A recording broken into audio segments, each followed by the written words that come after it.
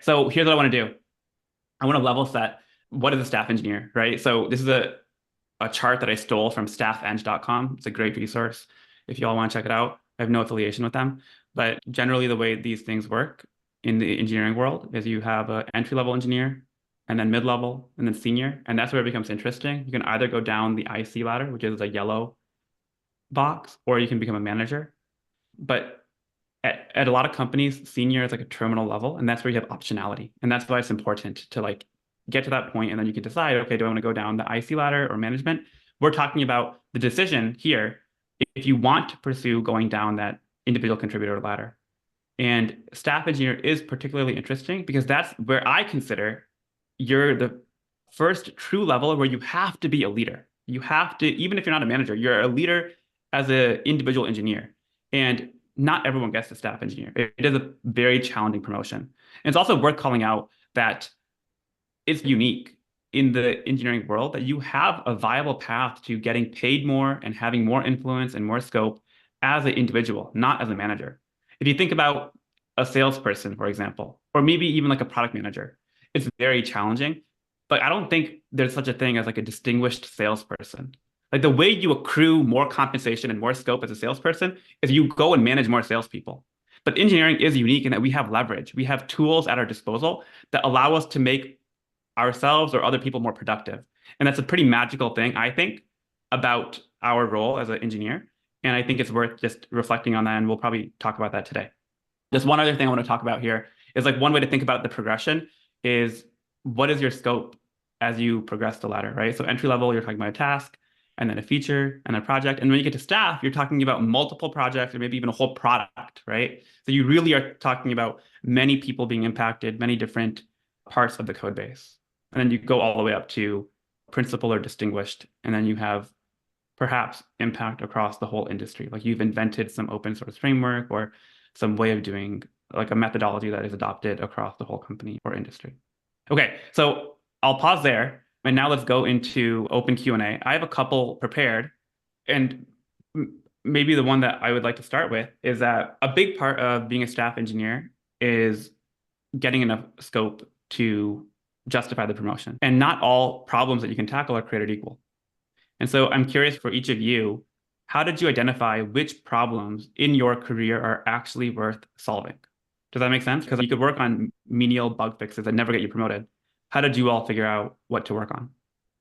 Yeah, Yeah, I I can jump could, in here. okay, go ahead. When I was at Netflix, I actually was, that's where I felt like I was at that inflection point between senior and staff. And initially I was working on like these detection projects of trying to detect threat actors and all this stuff with Flink. And they were trying to build out this thing called like a SOC-less security system. It's like a security system without a security operations center. And it was like all just automated. And one of the things I recognized pretty quickly was that this was a lot, that this was a lot, that this was not, this was like almost too ambitious. And so I noticed that there was another project that we were working on, which was like this graph database that was going to hold on to all the information on like applications, databases, data sets, customer data, like all the different connections of just everything in the infrastructure. And it was going to be that fundamental infrastructure. And they were like, hey, Zach, do you want to work on this? And I'm like, that sounds like something that is going to give value, even if it doesn't get used for that case, right? It has branching use cases. And I recognize that I needed to get off of detection and onto that. And that's really where that's when Netflix gave me a lot more money. That's when I definitely got a lot more respect from people at Netflix. And I definitely felt like I was in that more leadership role after I transitioned to that. And I think that was the big thing I recognized was that like more than just like what you were saying that Rahul about you don't want to be working on like tasks or things that don't have enough scope, but you also don't want to be working on projects that are like high in the sky and projects that like are risky, right? That might not even pan out, right? Because that's also very important. What I've seen, the more senior people get, the more they have this muscle to determine how much impact there is in a project before investing time into it.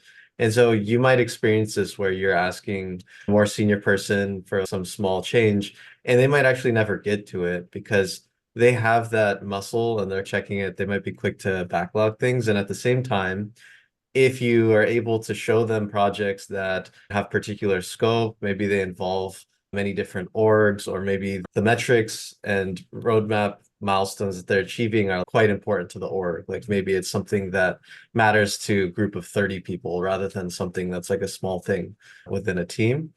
Developing that ability to see what matters and see what is impactful and then invest your time accordingly is really important. And how do you develop that muscle, Ryan? Is it just like looking at past projects and figure out what worked?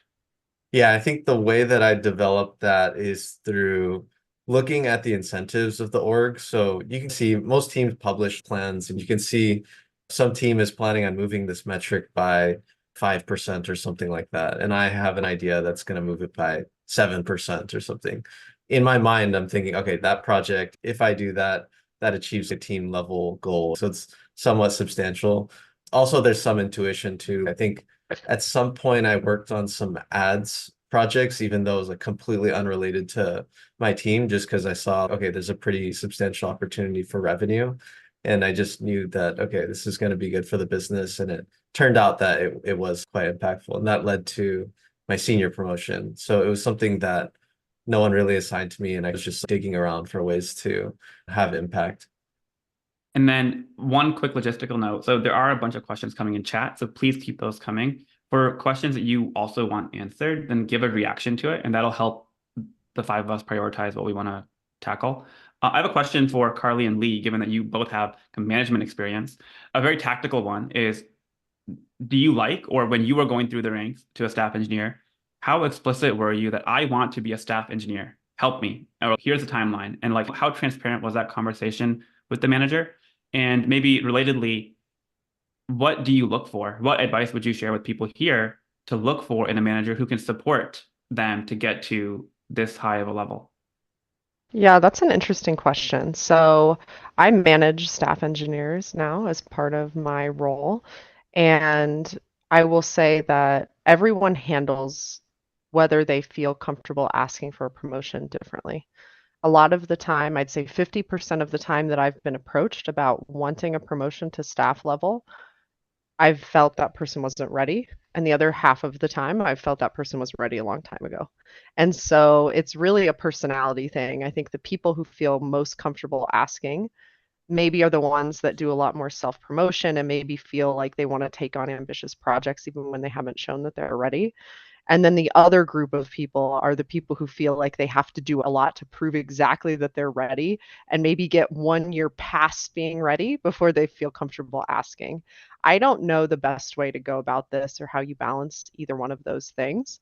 I think it's probably healthy to do some self reflection and see if you actually think you're ready, but also not set the bar so high for yourself if you're a shy type of person that you end up holding yourself back by not asking soon enough. And it's been funny. I've very rarely seen anyone ask for it like right when they're ready. They're either too early or a little too late. Yeah, so my take on that and the sort of like people asking about it or seeking it is that there is this difference in people who are really ambitious and really want to move up quickly, and they might have sometimes an inflated sense of self and like where they're at. And then the other people that are maybe more reserved are like, oh, I've been told that promotions are trailing, so even if I'm performing at that level, I shouldn't ask about it yet because I haven't been doing it for long enough. And my take is, while it's true at a lot of big tech companies, promotions are trailing. If you aren't having the conversation, then you don't know what you're missing. And you may think that you're knocking it out of the park and you're just waiting for your manager to hand you a promotion or tell you they're putting you up. And you haven't even asked, and they're like, oh, yeah, your tech is solid, but you haven't done anything to improve the lives of the engineers on the team or reached out across teams or presented your work to executives. Like, you're missing a lot. Like, we need to cover that. And you hadn't mentioned you wanted to be promoted. And people will, of course, I want to be promoted. That's not true. As having managed people, not everyone wants a promotion or wants to pursue that now. It might be that they don't want to take that work on and they may never want to be promoted. And if they're in a terminal role at senior, they may not want it. So you need to actually express that you are interested, but you don't have to express it when you think you're ready. You can express, I am interested in moving up the technical track. I don't want to move to management and I don't want to stay at my current level. I do want to move up, but I don't think that I'm ready now. I just want your perspective on what's missing. And I want us to start making a plan and working on documentation so that when I am ready, you have all the collateral you need. But you can talk about your career in that way with your manager. It is really important that you share that is what your interest is, because they may not know otherwise. And they may be like, oh yeah, they're doing a really solid job. For them to get a high rating in this role, I need them to do this work. That might be different work than they want to take on something that requires more leadership. And that isn't going to check the boxes on their current role's rubric for them to get the very highest rating, but it may set the stage for them to get promoted. And those could be like different. So even if you're a high performer, they may not be thinking like, yeah, we're going to promote you in the next few quarters. And that's a great point, Lee, about promotions being trailing at many of these companies. There's a very related question, Carly, for you. You mentioned that half the people who came for the promotion were ready. They were ready for a year. They had been ready. So Diana, I think, is asking, would you promote someone without asking? Or do you always want to get their permission, want them to initiate? What has been your philosophy with that? I think it can go both ways. I can think of times where I have come to someone with a promotion when they haven't necessarily asked and been like, I think you're ready for this. Do you want this? But the majority of the time, I have 44 engineers under me. Like I can't necessarily keep track of every single person's progression at every single point. At the year-end reviews, it's a good time for me to reflect. But if you feel ready or you feel like you're going above and beyond in between, then don't wait for me to come to you at your year-end review, right? That's the best cadence for me because that's when I have the most to reflect on the past year. I'm doing planning for the next year. I'm trying to see where we want to grow our team and how we want to grow alongside the business. I think that if you wait for that's taking kind of a passive approach to your own career and your own life, it's better to be more active than not, right? In the same vein, it's better to ask too early than too late, from my opinion, because I see very little downside to asking too early, other than, like Lee said, getting feedback on where you can grow, as long as you can take feedback, right? And I think that's the big distinction. If you're going to ask for a promotion and you're told that it's too early, be willing to hear the feedback because you probably have blind spots that you're not seeing. Your promotion doesn't come out of my paycheck, right? It doesn't really affect me necessarily. If I feel like you're ready, it's in my best interest to fight for you as your manager. There's no reason why I would want to gatekeep that from you. If I'm a good manager, we've all had toxic people in our lives. So forget that those people exist for a second and just assume that everyone is well intentioned. If your manager says you're not ready, it's not because they're setting some sort of unreasonable precedent or they're wanting to be gatekeepy. Most likely it's because you have a blind spot that you're not seeing.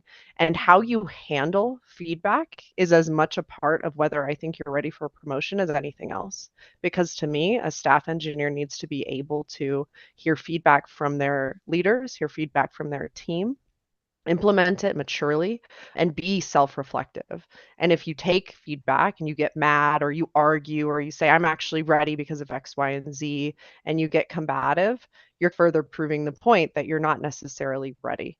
So I'd say asking early doesn't have many downsides unless you're not someone who can handle feedback and handle hearing the word no. And I want to put a really fine point on what Carly just said about like your ability to take feedback and what you do with feedback being an indicator in and of itself. The first time my manager tried to promote me to L6 as a manager at Amazon, it didn't go through. And when he came to me, I was very tactical about it and was like, okay, cool. So what was missing? What were the biggest objections? How are we going to fix that? Going through each thing and being like, okay, what's the artifact for that? You're saying that I'm missing this. How are we going to show the next time that's not the problem? And a month later, I went on paternity leave. And then when I came back, I was promoted. I didn't really do anything different except ask how to fix it and come up with the ideas of what we're going to fill the gap.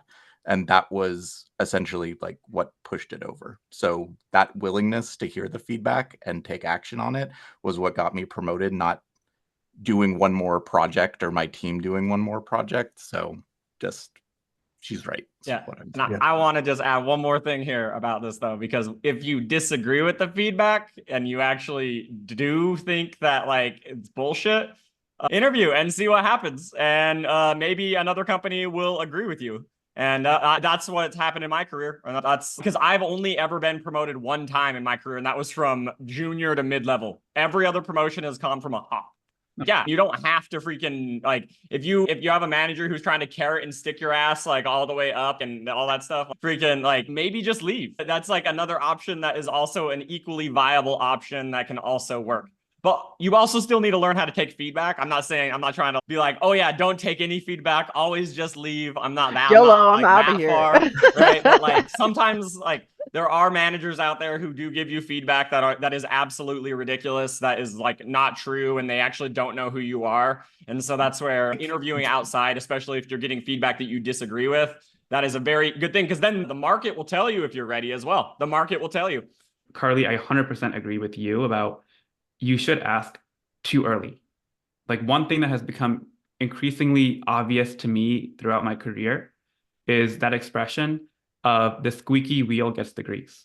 If you want attention, you want money, you want anything, make some noise, right? If you want to talk about how great your work is, you want to talk about promotion, you have to advocate for yourself and you have to talk about it. I think the nuance here is the phrasing of it.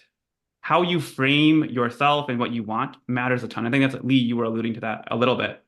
If you say, hey, I joined the company a week ago, I want to get promoted, you're not going to get very many advocates on your team, or your manager probably won't advocate for you. But if instead you frame it as, hey, I'm new, my number one goal right now is I want to ramp up, I want to have a ton of impact, I want to help the people on the team.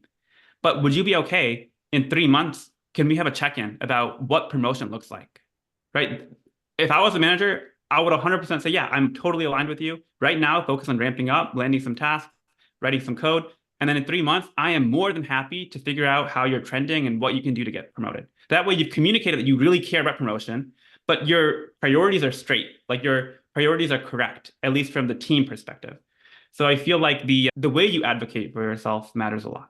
Definitely. Yeah. And I would just add asking for promotions early, talking about it explicitly. I know some people feel a little uncomfortable about doing that, or maybe like it's asking for too much, but it's just definitely better. I've experienced it at every point before getting promoted. I was very explicit about, hey, I'm this level. What do I need to do to get to the next level?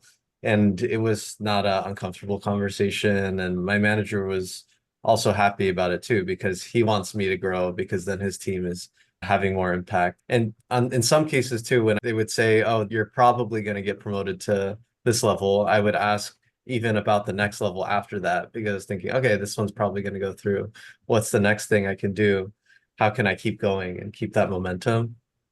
So that's even more cringe if you don't like asking for promos to ask for two in advance, but you totally can. My manager is not upset at all, and it worked really well. And Rahul, you mentioned about like leverage. When you're interviewing, you have leverage, but also I've seen that you can also have leverage within a company. If you're a really high performer, your manager wants to retain you. So if you ask for things and you've been doing a lot of great work, or you've been solving a lot of their problems, you'll see that they're a lot more receptive to helping you with your career growth or getting things done. Whereas if you're a less high achieving person, you might be lower in their list of priorities. So there's also ways to have leverage within if you get a lot of things done for them and you're a really critical piece of the team. But what is also true with that is like your manager can't snap their fingers most places and promote you. There are processes that they have to work through. There's other people making the decision. What is true is they do have control over a lot of things, and you can have leverage with them to say, I really need projects that are like feeding the areas that you say I'm missing towards promotions. If I can't get that on this team, let's just be honest about that and let me find a different team where I can, or look outside. That is real. That is a thing that they can really affect, but they can't just say, oh, you know what? You're saying promote you or leave. Yeah, I'll promote you today. It's just not real unless it's a really tiny company or like you work for the CEO or something. So yeah, like I know when I was at Airbnb, all promotions before the staff promo were like essentially controlled by the manager. If the manager thought you were ready, you could get promoted to mid-level or to senior. But senior to staff, and any promotion after that was promotion by committee. And I was always like, I don't know about these committees, bro. even at Amazon, when there wasn't like committees for promo, it was like skip level, normally like senior manager up through through senior, but then like director for principal, keep going up the management chain. So it still wasn't up to your manager unless, again, you were a senior engineer working for a director, which would be somewhat unusual. Like it happened. It wasn't just like your manager even there where there wasn't panels. Yeah. Yeah, that's interesting that you mentioned that, Zach, about lower levels more in control for your manager. I definitely noticed that. If you're trying to get promoted from junior to mid-level, even if a committee's making the decision, there's not a lot of ambiguity in that promo. What your manager says is probably what's going to happen. It's really important that you and your manager are aligned.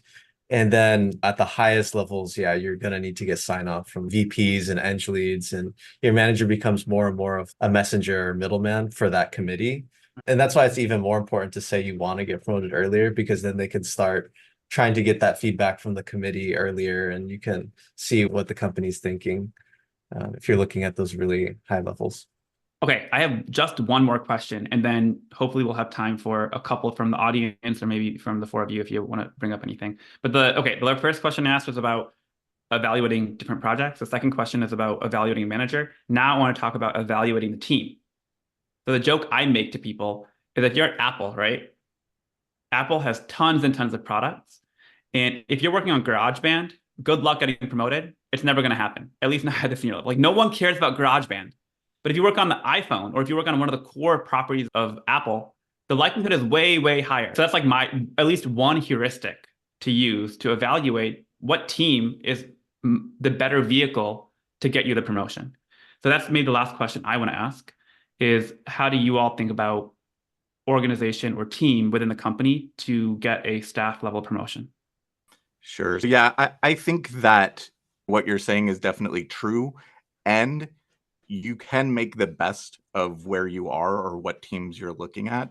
If you're working on GarageBand and you find that real-time audio response in the operating system is insufficient, and you go to the team that owns that, point that out to them, show them where in their code, or even ask if you can sit with their team and fix that, and then you make that change or you affect that change as a strong partner, that is very different than you made the sliders a little bit smoother in GarageBand. So there are ways to leverage where you're at to have higher impact and visibility, but certainly if you are on the flagship product, that visibility comes for free. For me, the most important thing wasn't necessarily the project that I was working on being high impact. It was if I cared about the project I was working on, because that's when I can do my best work. So if I was working on challenging problems that I found interesting, I would almost always flourish because I could give my best and I could step up to meet any challenge. And I felt interested to dive in and get into the weeds and really solve the problems facing our users. And if you also are a user of the product and you're like passionate about it, depending on what it is, it's going to be so much easier for you to give it your all, to show up, to be a good advocate, to influence other people. It's hard to do that when you don't give a shit about what you're doing. So for me, there was a time where I was interviewing at Google and they were like, do you want to work on ads? I don't give a shit about that. I'm not gonna lie. That wouldn't be exciting to me. I don't want to get up every day and work on ads. For some people, it would be really fun because it's at a huge scale. It's at a really highly influential part of Google's business, obviously. For me, it could have been the most influential project, and if I didn't care, I wasn't going to be showing up. So that's how I've taken things in my career is based on my own passion as opposed to like the impact of the business and then turned my passion into something. Yeah, so there's a few general trends I've noticed with promotions, and it just depends on the level. So for typically up to senior, there is scope for promotion on pretty much any team anywhere, at least from what I've seen within FAANG. If you're looking for promotions past senior, so L6 plus, it becomes a little more nuanced. And I've seen that there's generally certain teams that can get promoted more easily. This all depends, on this particular team situation, but one cut that is interesting to think about is product teams versus infrastructure teams. Past L5, so going into staff and higher, I've generally tended to see that there's a lot more senior engineers on infrastructure teams. And my thinking for why that is the case is product engineers, the way that you have huge impact past L6 is typically through leverage of controlling large projects with many different engineers on them. And there's a limited number of those spots. So if you want to be the one building the overhaul of some major product experience, you want to be that tech lead, one person for 60 engineers. So there's a lot less spots for that. Whereas on infrastructure teams, people who are building underlying pieces that are very technically complicated and they help everyone at the company move faster, there's natural leverage in the technology itself. And so there's a lot more roles and opportunities that I've seen on infrastructure teams, specifically for these very tailored, more senior promos past L6 and onwards. And I've definitely experienced that. I'm on an infrastructure team, and my team is quite senior relative to other teams that I've seen.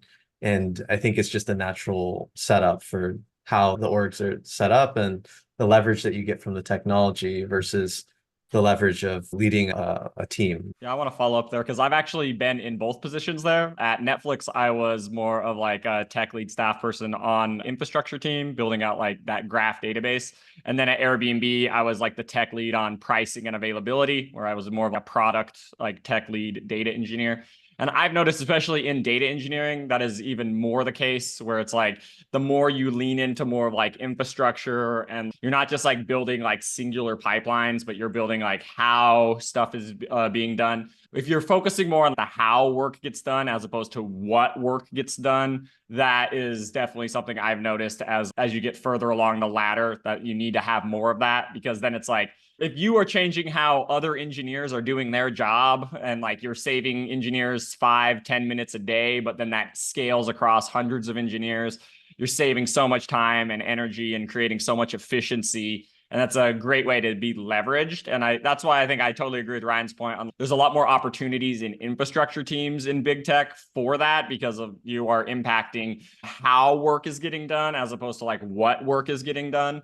And that, yeah, 100% totally agree with that. So I will frame it a little bit differently. Yes, that is true. Like infrastructure work often bridges a number of different teams and has naturally a certain amount of impact because it might be a foundational piece of infrastructure. But I think that what you need to see is what is the impact available, and do managers in that space know how to promote people?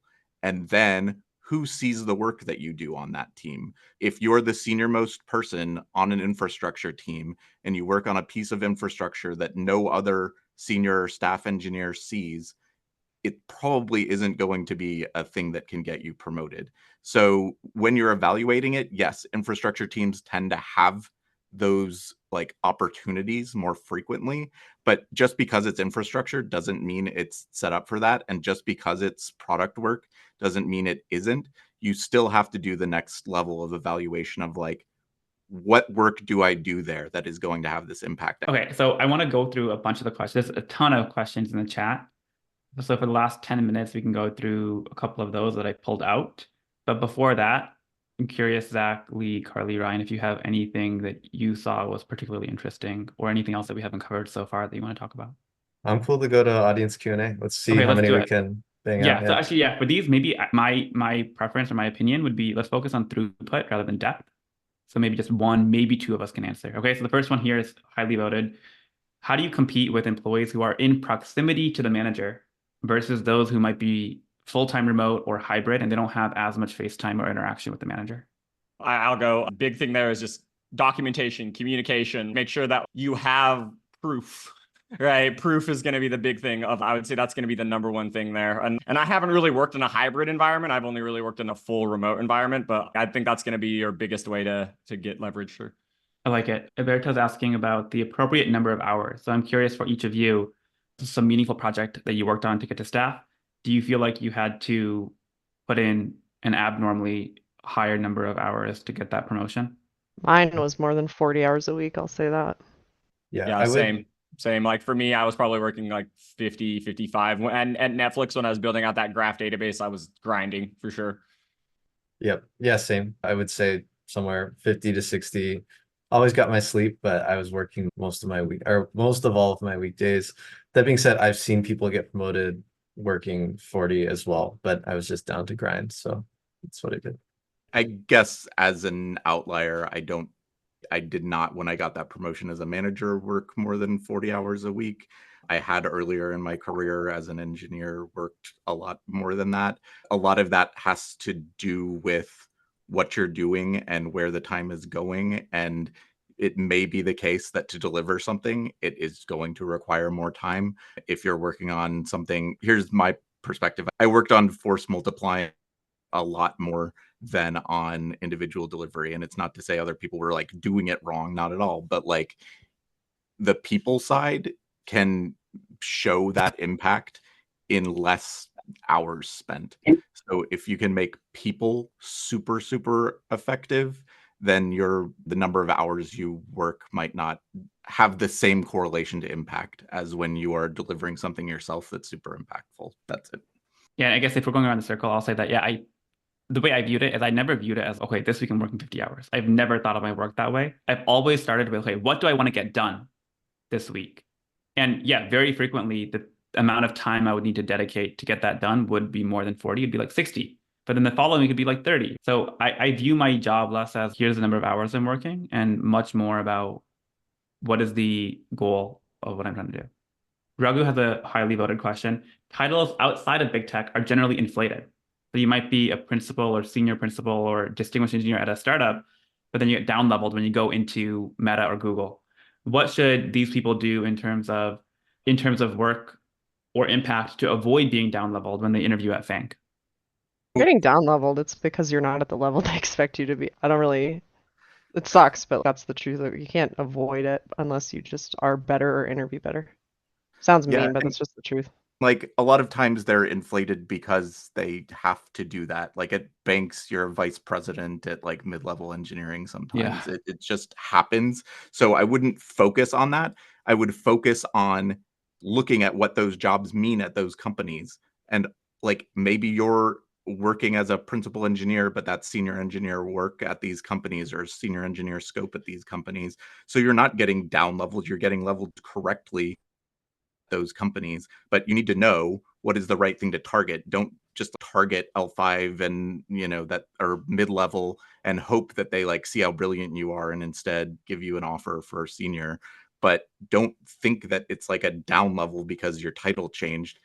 Yep. Especially when you're taking the step from these outside companies into big tech companies. If you're getting paid 3 times as much as your title is 2 steps lower, what the fuck do you care?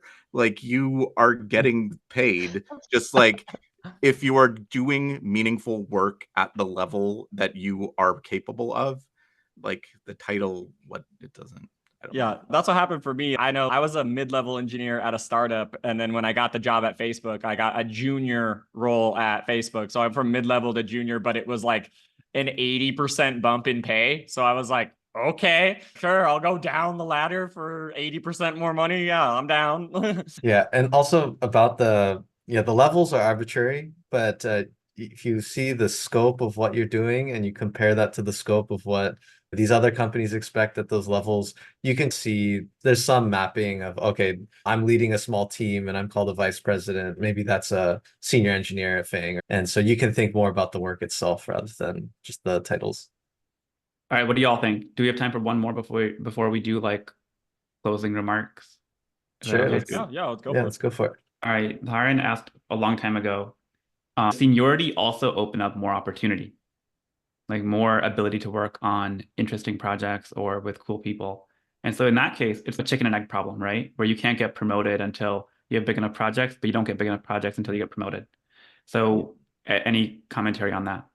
Yeah, I would say that to some extent, yes, it does help to have seniority, but I guess seniority doesn't matter as much as your internal brand. So if you're someone who's known to get big things done and your manager, your director, your senior manager, they have some big problem, think about who they're thinking to give that problem.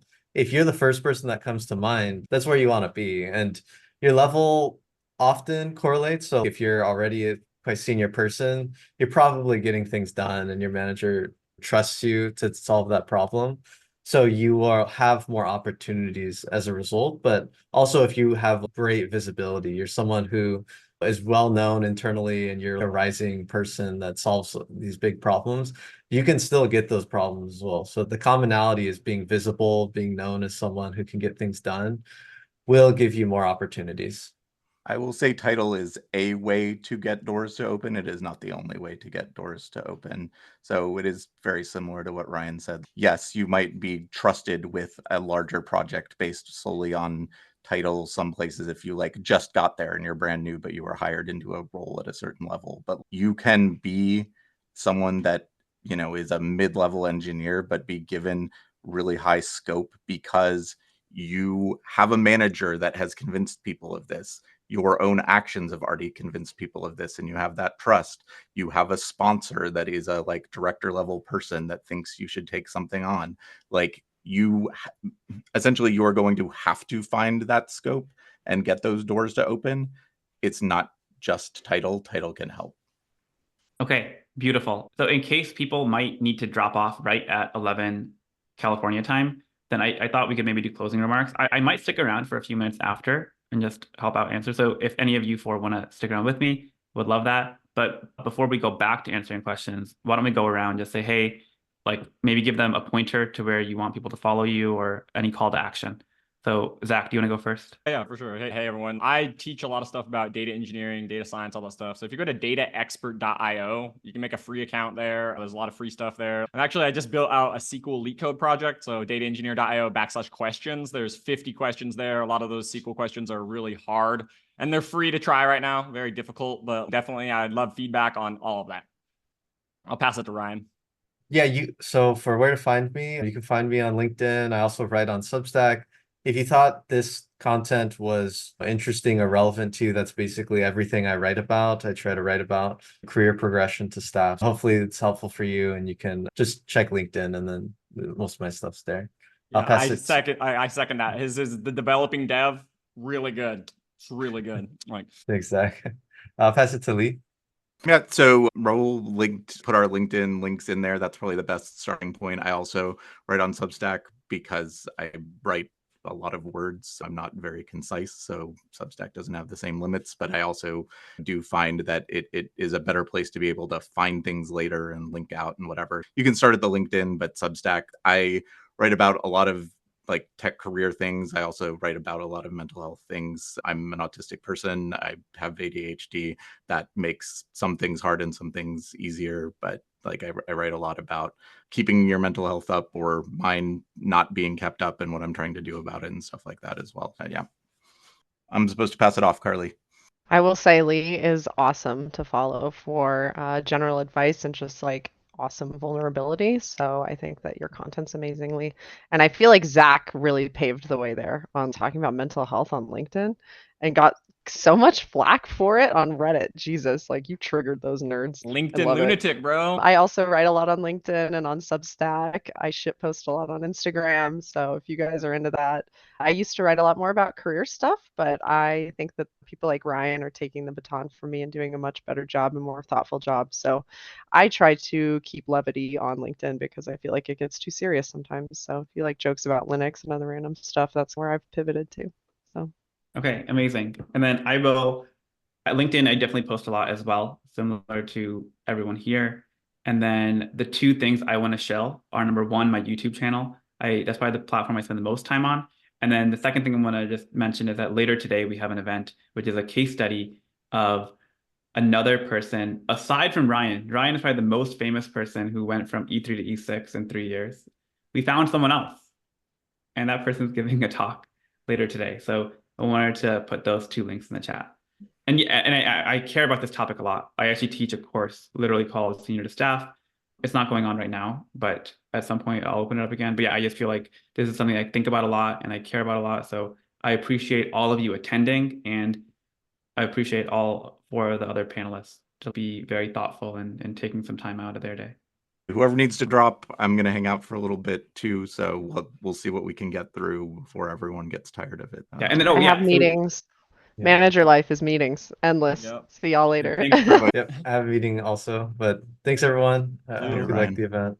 Well, I'm sticking Thanks around. for hosting. Yeah, Okay. of course. So we've got three of us for a little while longer. Let's see what we. So there's one on here from Beastmond talking about visibility and promoting yourself. I will say this feels dirty sometimes, or it feels bad, or some people are like more naturally shy, or they are a little more reserved.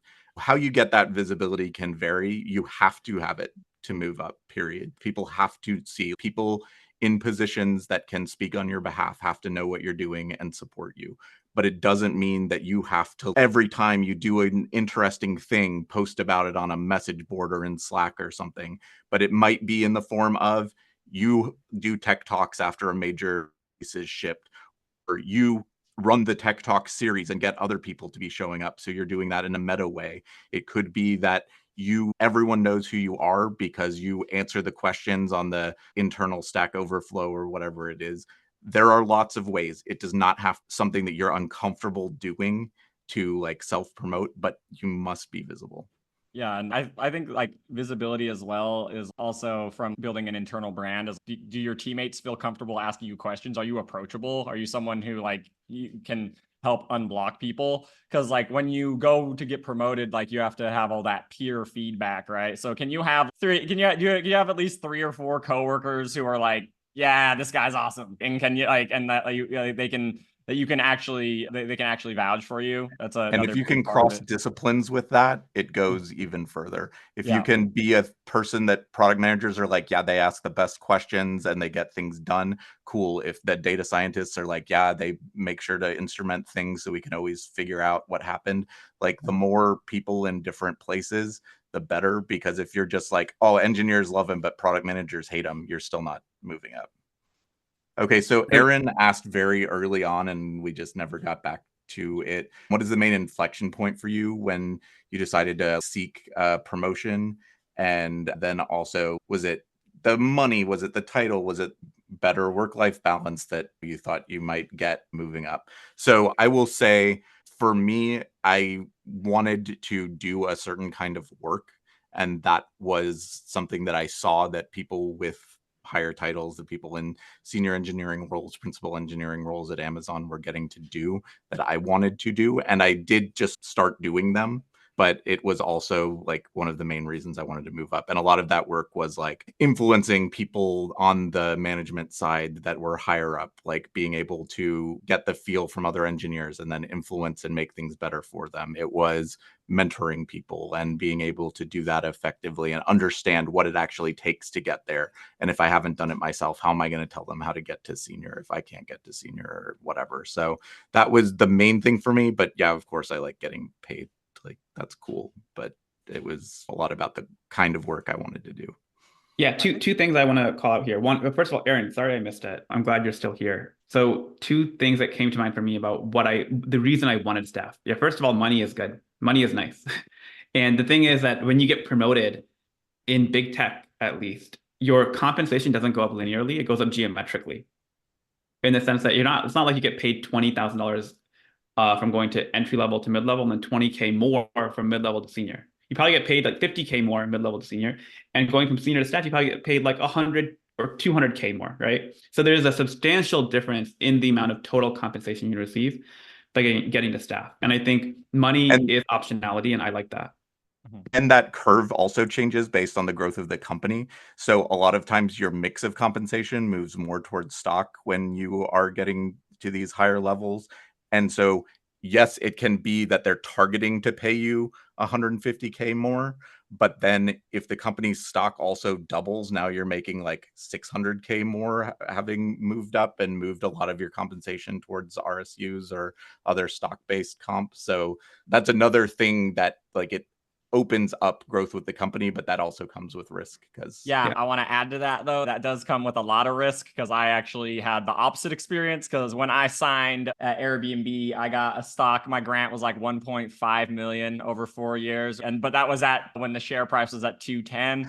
And then when I was there in 6 months, it went from 210 to 80. So my $1.5 million went to like 600K. And I'm like, damn. I'm like, Yeah, I didn't know a man could lose so much money in 6 months. But sure. And it just varies. While I was at Amazon, I was there from 2012 to 2021 or something in the stock. oh yeah, I mean that's just 10x up and or to the right. something. Yeah, But that's just amazing. but like at Google, like the stock is about back to where my grant was.